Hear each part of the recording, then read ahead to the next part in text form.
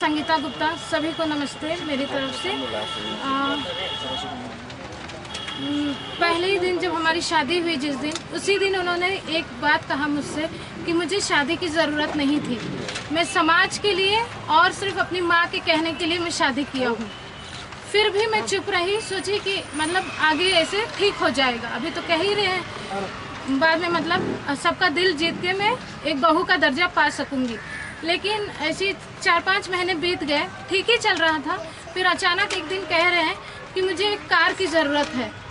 तो कौन सी कार की ज़रूरत है? तो स्कॉर्पियो CRD E मॉडल, जो कि आपको अपने मम्मी पापा से मांगना है। तो हम बोले शादी के पहले ये तो बात हुई नहीं थी, मेरे पापा से ये सब कोई बात नहीं हुई थी, तो फिर इसीलिए अब क्यों ये डिमांड है? तो बोले नहीं, अब मुझे ये चाहिए।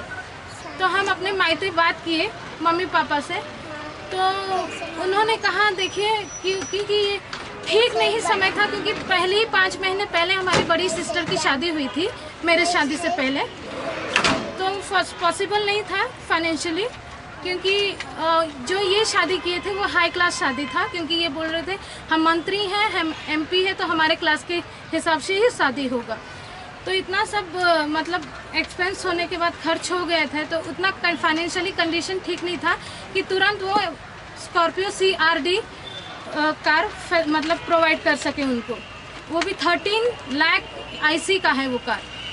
तो मैंने कहा ठीक है मम्मी, हम बात करेंगे। तो वो पॉसिबल नहीं हुआ कि उनको कार मिला। तभी से ही वो शुरू हो गए मारपीट करना, मुझे मारने लग गए, पीटने लग गए। फिर कुछ ही दिनों बाद हम प्रेग्नेंट हुए, तो उनको बच्चे की भी ज़रूरत नहीं थी। वो बोले हमें बच्चे की ज़रूरत नहीं है। ऐसे 2 बार हुआ, और 2 बार वो मेरा अनजाने में मिसकैरेज करा दिया, जो कि मुझे पता नहीं चला। फिर वो कुछ दिनों बाद हमको मायके भेज दिए, क्योंकि वो मुझे यहाँ पे रखना ही नहीं चाहते थे। मायके भेज दिए 1 साल के लिए। 1 साल बाद हम खुद आए अपने मन से आए, तो फिर हम प्रेग्नेंट हुए। फिर उनको बच्चे की ज़रूरत नहीं थी।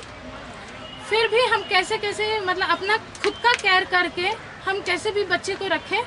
जब हम 3.5 महीने के प्रेग्नेंट में थे, तो वो हमें इतना मार रहे थे, खींच के ज़मीन पे खींच के मार रहे थे कि कैसे भी ये भी मिसकैरेज हो जाए, लेकिन वो मुमकिन नहीं हुआ।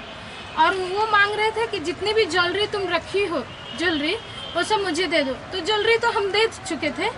फिर बोल रहे थे, मारने के बाद कह रहे थे फिर स्कॉर्पियो कार फिर मांगो। हम बोले वो पॉसिबल नहीं होगा। ऐसे बीतते गए, बच्चा भी हो गया। फिर हमको 2-3 महीने बाद जब डिलीवरी हो गया, उसके बाद फिर मायके भेज दिए।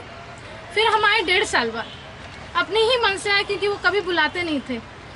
फिर मतलब पापा लेके आए यहाँ पे, तो उनके साथ अच्छा व्यवहार नहीं किया गया।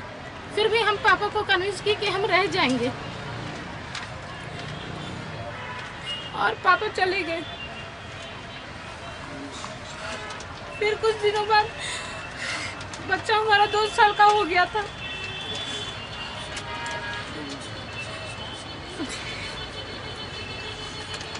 फिर एक दिन वो कमरे में सोया हुआ था, जबकि ऐसा कुछ ढके नहीं थे कि ब्लैंकेट डाले ही या कुछ भी, ओपन ही ऐसे बेड पे सोया हुआ था। हम किचन में थे, हमारी सास आके इंसेक्टिसाइड जो खेत में स्प्रे किया जाता है, वो उस रूम में स्प्रे कर दी।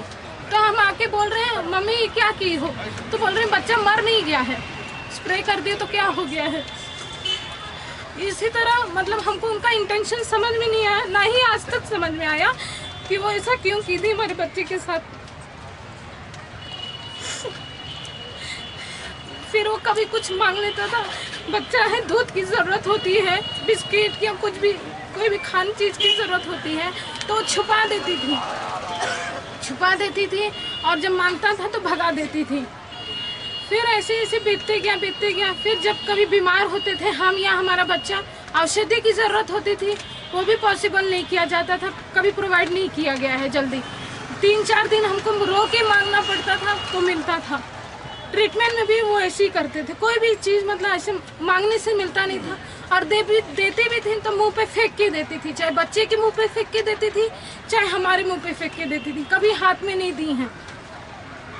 उसके बाद ऐसे ही चलते रहा। फिर उन्होंने अपने जो सर्वेंट है उनके घर में, उनसे भी दुर्व्यवहार कराने लग गए। अब शब्द कहने वाले सबको जिंदा कर देंगे, पीछे कोई कुछ नहीं कर पाएगा, और यहाँ किसी को कुछ खबर भी नहीं पता चलेगी। तो साइन करवा दीजिए। तो हम बोले, हमारे भाई बोले कि साइन तो नहीं करेगी, डिवोर्स तो देगी नहीं। तो बोल रहे नहीं, डिवोर्स तो देना ही पड़ेगा, नहीं तो हम तुमको, हमारे भाई को कह रहे हैं कि चोरी के इल्ज़ाम में या तो रेप के इल्ज़ाम में फंसा देंगे और कहीं के नहीं रह जाओगे।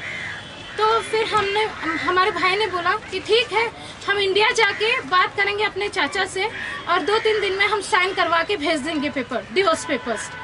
ऐसे बोल के हम सोचे कैसे भी यहाँ से निकला जाए। फिर उन्होंने निकलते निकलते कहा डिवोर्स पेपर तो दे देना, सेकेंड थिंग नेपाल आने की कभी हिम्मत नहीं करना, ना ही आपकी बहन, ना ही बच्चा, ना ही आपके कोई फैमिली मेंबर, नहीं तो यहीं गड़वा देंगे या जैसे नेपाल में हलोगे मर्डर करवा देंगे, किसी को कोई खबर नहीं चलेगा।